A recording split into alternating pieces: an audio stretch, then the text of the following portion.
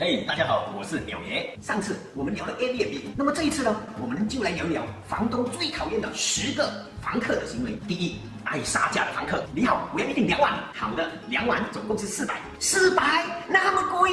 哎，我住2晚呢，给我搬家。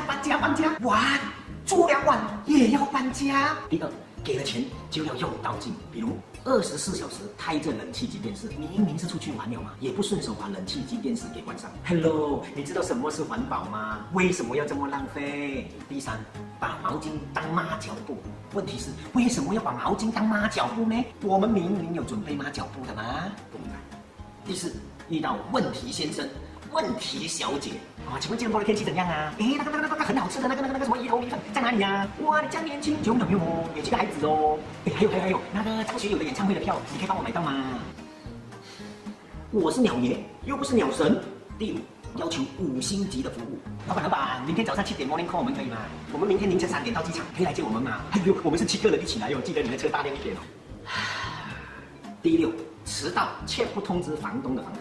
你明明约了鸟爷嘛，为什么却要先去逛街，先去吃饭，然后迟了几个小时才过来呢？房东也是有东西做，很忙的嘛，体谅一点好不好？第7，把房间弄得很乱很脏，马桶那么大，大便还会站在外面。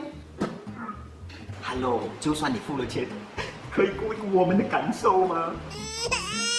第8，在房子里抽烟，为什么要在房子里抽烟呢？第9，要迟退房，但却不愿意加钱。